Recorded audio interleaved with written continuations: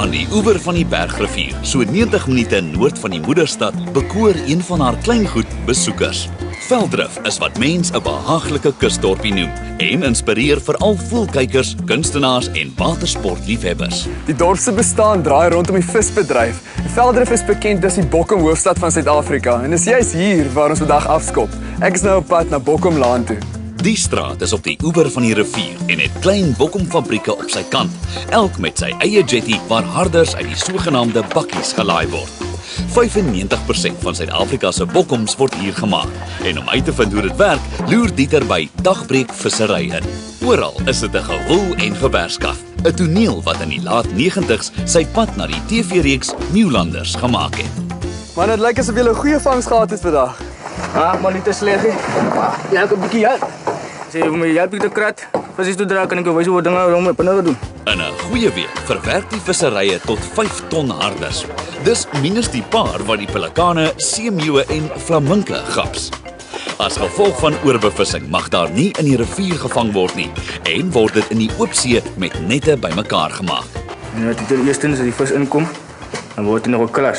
Hy word eers geweeg en daarna word hy op die grond uitgegooi en mense klas dit. En die bokkom is 'n kleiner vis en hy word een kan gepak.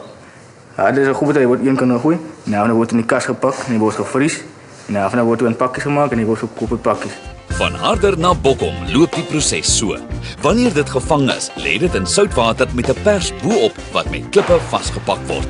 So trek dit 3 dae sout en word dan met vars water gewas. Hierna word bossies van 10 visse elk gemaak en vir so 3 weke gehang om droog te word.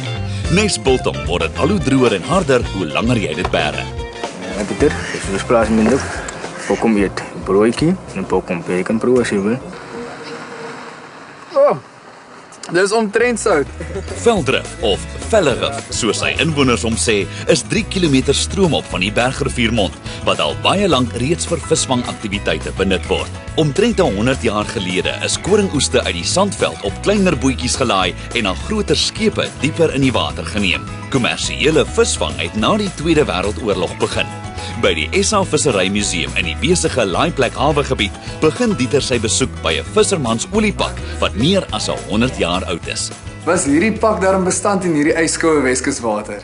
Ek glo so, dit word in lynolie geweek om dit waterdig te maak. Dit was maar 'n baie informele bedryf, en ons maar sê so voor die Tweede Wêreldoorlog. En die vissermanne was maar arm, dit is 'n moeilike bestaan, hulle het swaar gekry. Oorlewering vertel, hulle het met vis wat hulle verkoop het vir die Kaapse mark, het hulle maar so 15 pond 'n jaar verdien. Dieter, hier sien jy hoe die vissermanne gesukkel het. Ons verbinding in die vroeë jare was net met 'n pond oor die rivier. En die vismouse met hulle lamlendige lorries het hier kom vis koop in die oggende en dan het teruggevoer Kaapstad toe oor grondpaaie, slegte paaie. En jy weet, met die groot aanvraag vir vis moes ons maar ontwikkel in hierdie area en die rivier het vinnig te vlak geraak. Die fabriek se oplossing daarvoor was om 'n sea jetty in die see te bou. En daar het die bote vasgemeer en die vis is gepomp hier na die fabrieke toe. Met die tyd was dit ook nie genoeg nie. En toe hier in die 1960s was ons gelukkig dat Stellenbosch Universiteit se ingenieursdepartement vir ons 'n mensgemaakte bek vir die Bergrivier ontwikkel het. En 'n mooi ding daarvan was dat die mense van hier gesê het, daar's vir hulle 'n toekoms gebou.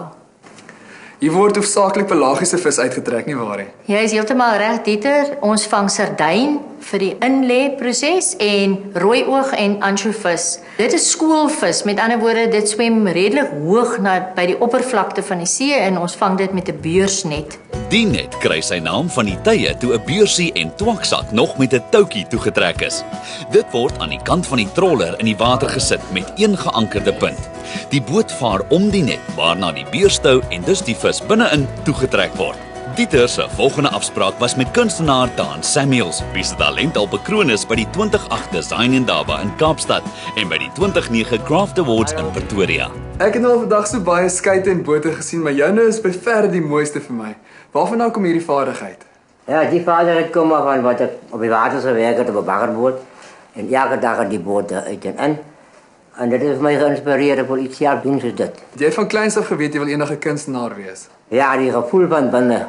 Ik heb mij gezegd, iets moet gedaan worden, maar ja, en dan voel ik je en dan maak ik houtkarretjes en speelgoedjes en zo aan. Maar ik heb het gevoel dat ik wel een kunstenaar is. Ben toen ik nog groter word, alle gedroomd, ik wil één dag een van de landse beste is. Dit is nu een nieuwe design, een strandlopertje. Ik heb nog voelnis gedaan, waar ik nog 15 strandlopertjes op die voelnis gaan zetten. Die voelnis is gemaakt van rooikraanstakken. En zoals die er zien, is het geroute draad, omdat het recyclewerk is. En hulle gaan nu verspreid worden op die nesie. En die nesie dient eindelijk dan als een lampscherm als hij klaar afgerond is. As jy met 'n ontwerp begin, werk jy van 'n skets af of 'n foto of hoe gaan jy te werk? Ja, meerdere keren werk ik moet schetsen. Ieder maar op die hout dat praat met mij. Hij wil strandlopertje wezen of hij wil zwarttoepie wezen. Ik wil het dan doen, ik mag die hout voor mij vragen. Dit moet gedaan worden. Jaarliks word duisende roeiers ook deur die omgewing geïnspireer. Die Bergrivier Kanoe Marathon het in 1962 begin en strek oor 240 km en 4 dae. Marlan Stroebig van Bergrivier Kayaks roei graag, maar sê die marathon is veel te straf vir hom. Dit vind vanjaar van 14 tot 17 Julie plaas. Die rivier lyk vandag so rustig, is moeilik om te glo dat jaarliks duisende mense hiernatoe stroom vir die Bergrivier Kanoe Marathon. Een keer 'n jaar as hulle hier aankom, dan is dit redelike chaos en al die ondersteuners is hier en die manne kom hier aan moeg geroei. Maar die hele skare is redelik gehavend in die tyd, want dit is al 'n goeie 5 dae wat hulle weg is uit die Parellyn. So dit is baie lekker. Maar jy hoef nie vandag te bekommer nie, ons gaan vandag vir 'n bietjie voels wys en ons berustig roei. Die Getuimonding is 'n voorgestelde Ramsar gebied met meer as 200 voëlspesies. Kyk uit vir rooipoot elsies, groot koning riethane en waterhoenders.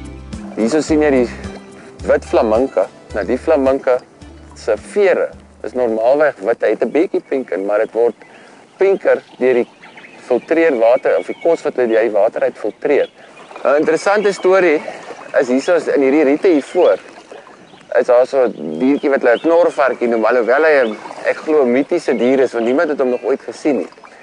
Maar dit word gebruik om die kinders mee bang te maak, want hy knor soos 'n vark en spesifiek in die aand. Die storie is dat dit wel kabeljou is wat so maak, dat dit eerder 'n vis is. Die pelikane hier voor, dis nogal vir my is dit 'n lieflike ding. Hier was so 'n paar jaar terug, dus hier so 'n pelikaan wat net een vlerk het. Maar hy het nou ook moes kom om sy kos te kry wat hy steel by die visserbande. Maar hy moes vroeër in die oggend opstaan om 4 af te swem terwyl die ander net afgevlieg het. En hy het vir 'n hele maklik 2 jaar hier oorleef, heeltemal gemaklik met net een vlerk. Na die heerlike vaart op die water was Dieter rasend honger en Malan het aanbeveel dat hy by 'n egte Weskus eetplek, Seafood Shack, in die dorp gaan kos soek. Chef Leon Terblanche, wat al dekades in die restaurantbedryf is wyd bekend vir die gesellige feesmale wat hy met harders en bokkoms voorberei. Hallo Leon. Dag Dieter, jy is nou al seker vol bokkoms geëet. Ja, ek sukkel nog steeds om hierdie soutsmaak uit my mond uit te kry. Dit is so, die ou visie is maar sout en ons veldrowers natuurlik eet dit in die aand saam met 'n drankie en in die oggend selfs oor jou ontbytpap, jy weet, jy kry 'n bokkombroodjie ook. So ons raak ook maar 'n bietjie moeg van die soutigheid. So ek gaan nou vandag vir jou wys hoe om 'n soet suurharder voor te berei. Dit smaak soos 'n pickled vis. Jy kan hom vir weke lank in die yskas hou as die harders nou natuurlik so lank gaan hou. Ons begin, sit ons 'n bietjie grove sout op. Dit terwyl hierdie hardertjies nou lekker lê in sout, dan gaan ons na die stoof se kant toe. En dan het ons 500 ml water nodig net vir begin. En dan kom die suiker by en dan die liter asyn, dan kook jy nou hierdie mengsel vir so 10 minute. Daarna kom jou eie en dit word nou saamgekook met hierdie mengsel en dan kom jou 2 eetlepels pickling spice. Ons kook hierdie hele mengsel saam met die eie en die pickling spice vir 10 minute. Dan sien hy begin so effens dikkerig raak. Dan vat ons die hardertjies wat nou in die sout lê en ons sit hulle 1-1 in hierdie stroop en los hom daar vir so 2 minute, dat hy net 'n bietjie hitte vang. En dan word daai hardertjies wat uit die stroop uitkom weer teruggesit in hulle bak. Maar die stroop het nou baie van sy hitte verloor met die koue harders. So ons bring hom nou weer vir so 5 minute op, laat hy net weer op kookpunt is en dan vat ons daai hele eie stroop mengsel met die asyn en ons keer dit om op die hardertjies en daar laat ons hulle staan. Dieter, ek het sommer gesien, jy sal nou nie kan wag tot hierdie bedryf nou afgekoel het nie. So ek het nou sommer vir jou 'n soetsuurhardertjie uit die yskas uitgehaal sodat jy kan proe hoe dit nou regtig moet proe. Is heerlik, dit proe heeltemal anders as daai soutbokkoms wat ek vroeër geproe het. Is nog 'n prominente asynsmaak in. Ja, die asyn het 'n prominente smaak en is tuisgemaakte asyn. Jy het seker natuurlik nie geweet mens kan jou eie asyn maak nie. Maar as jy wyn het en jy het 'n asynplantjie, dan maak jy 'n lekker asyn vir jouself. Dit lyk soos 'n miwerigheidjie wat bo op wyn groei. Waar kry mens so 'n asynplantjie? Mens maak dit self. Dis 'n bakterie wat in die lug is en ons kroek gewoonlik sommer en vat 'n bietjie balsamiese asyn en sit dit by jou wyn en so binne 2 weke groei daar so 'n plantjie. Hierdie soetsuurhardertjie smaak op sy beste natuurlik op die water. Kom ons gaan ry boot op die Bergrivier.